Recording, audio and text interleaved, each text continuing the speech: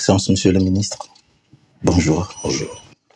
Vous avez reçu à Libreville 8 chefs d'État, 3 ministres des Affaires étrangères, le président de la Commission de l'Union africaine, le représentant spécial du secrétaire général des Nations Unies auprès de l'Union africaine, en remplacement du représentant spécial du secrétaire général pour l'Afrique centrale et chef de l'UNOCA, et le représentant de la CEMAC, tous présents à Libreville. Quelle lecture géopolitique faites-vous de la situation?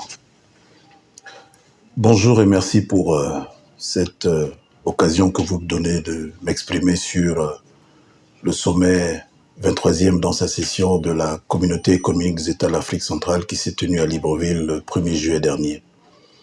Je crois qu'il faut rendre à César ce qui est à César. La mobilisation de très haut niveau que vous évoquez est de manière indéniable à mettre à l'actif du leadership du président de la République gabonaise, chef de l'État, son Excellence Ali Bongo Ondimba. Cette tonalité, il l'avait donnée à Kinshasa le 25 février dernier, lors de son discours d'acceptation de sa présidence en exercice pour cette mandature. Il avait identifié des chantiers dits prioritaires et qui sont des chantiers d'importance pour la communauté.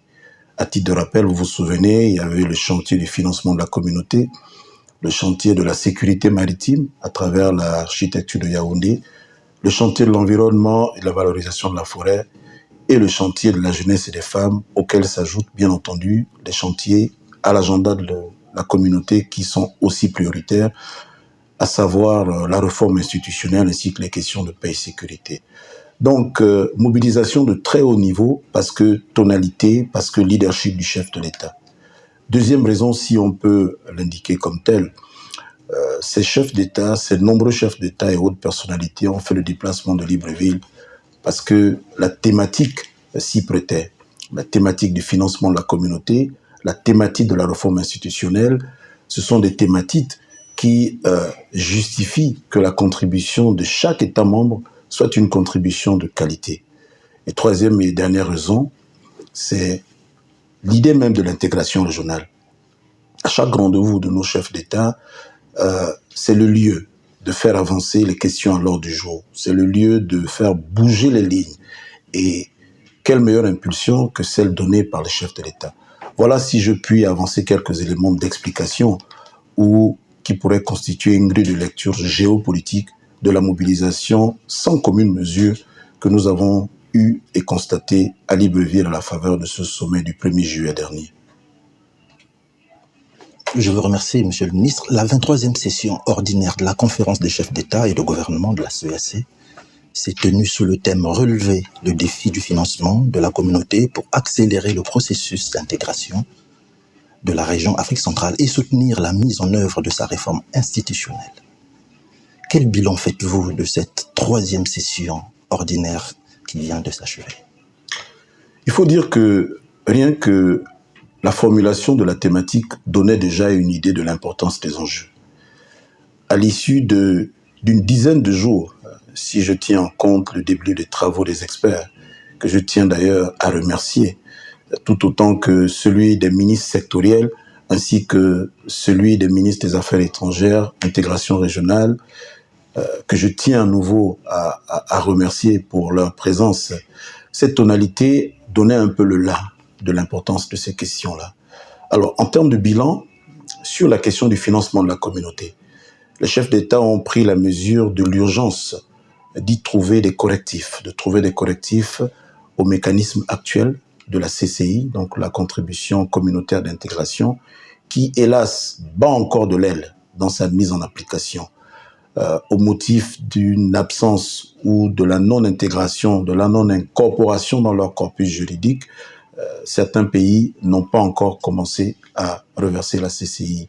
Pour d'autres, c'est pour des questions de reversement. Après avoir intégré dans le corpus législatif, certains pays ne sont pas encore à l'étape du reversement. Donc, le bilan qui est fait par les chefs d'État, c'est que ce mécanisme, à ce jour, ne fonctionne pas encore bien. D'où la décision que les chefs d'État ont unanimement prise de commettre le président du Conseil des ministres, en la personne du ministre des Affaires étrangères de la République gabonaise, ainsi que le président de la Commission et le ministre du Budget de la République gabonaise, de faire une sorte de roadshow, donc de tourner dans les 10 pays de la communauté pour avoir un dialogue politique bilatéral, afin de connaître les raisons ou du moins les difficultés que ces pays rencontrent dans le reversement de la CCI et surtout pour connaître quels seraient les mécanismes alternatifs que ces pays proposent. À l'issue de cette tournée, il s'agit pour cette mission de faire une feuille de route, de proposer au chef d'État une feuille de route avec un catalogue de mesures et un chronogramme pour la mise en œuvre des mesures. Donc, sur la question du financement de la communauté, 2 rendez-vous. Le rendez-vous du temps de la tournée et le rendez-vous de la restitution lors du sommet des chefs d'État de janvier prochain. Ça, c'est le chantier du financement de la communauté en termes de bilan. Le chantier de la réforme institutionnelle, vous l'avez constaté, les chefs d'État ont adopté au bas mot 8 textes, et pas des moindres. Ce sont des textes qui actent la réforme institutionnelle par la mise en animation des organes. Nous parlons de la Cour des comptes, nous parlons du Parlement communautaire, nous parlons de la Cour de justice, nous parlons du règlement intérieur révisé de la conférence, du règlement intérieur révisé du Conseil des ministres. Donc, tous ces textes ont, par leur adoption, permis de faire un saut qualitatif important. Et là aussi, sur la question de la réforme institutionnelle, les chefs d'État ont commandé la tenue d'un CTS qui devrait s'atteler à examiner les textes restants pour présentation lors du sommet de janvier. En ce qui concerne le 3e chantier, au titre de la mandature du chef de l'État, chantier prioritaire, j'entends, la question de la sécurité maritime. Donc, à la faveur des réunions qui se sont tenues et des recommandations qui ont été faites aux chefs d'État, donc les chefs de l'État ont instruit de la mise en œuvre dans le cadre de la dotation des personnels qui ont été prévus dans les différents démembrements de la structure. Je pense notamment au CRESMAC, je pense notamment à l'état-major régional des armées. Donc là aussi, nous avançons sur ces questions. Les chefs d'État ont pris la mesure des menaces. Il a été cité le cas du Gabon, qui fait face à des menaces non traditionnelles, du fait de la piraterie maritime, du fait de l'activité illicite intensive. Et donc, un plaidoyer a à nouveau été porté, des instructions a à nouveau été données à la Commission de faire en sorte que la Commission accompagne les États dans la mise en œuvre des mesures pour y remédier. Ça, c'est au titre donc de la sécurité maritime. Au titre des femmes, les ministres du genre de la CEAC se sont réunis à Libreville du 25 au 27 mai dernier et ces ministres ont proposé pour adoption par les chefs de l'État qui ont fait d'un agenda commun sur les femmes. Donc là aussi, c'est une avancée significative parce que désormais, au niveau de la CEAC, nous aurons un agenda commun sur la question des femmes. Donc voilà ce que nous pouvons brosser assez rapidement en termes de bilan. Mais à côté de ça, il y a beaucoup d'autres décisions qui ont été prises, notamment sur la question de l'union douanière, notamment sur le comité des sages qui a été mis en place, notamment sur l'adhésion par la CEAC à l'accord cadre d'Addis Abeba. Et lors de la réunion quadripartite qui s'est tenue à Luanda il y a quelques jours, laquelle réunion regroupait les communautés économiques régionales que sont la CEAC, la SADC, la conférence internationale sur la région des Grands Lacs, ainsi que la communauté d'Afrique de l'Est. Le président de la République gabonaise a non seulement donné l'information sur l'adhésion par la CEAC à l'accord cadre d'Addis Abeba, faisant de la CEAC une des institutions garantes en ce qui concerne les initiatives de paix dans la résolution des conflits à l'Est de la RDC, mais le chef de l'État gabonais a également fait l'annonce de la contribution par le Gabon d'un montant de 500 000 $ américains pour soutenir le déploiement de la force régionale d'Afrique de l'Est, aux côtés de l'Union africaine qui a mobilisé 2 millions et aux côtés de 2 autres pays, à savoir le Sénégal et l'Angola, qui également ont mobilisé 1 million respectifs.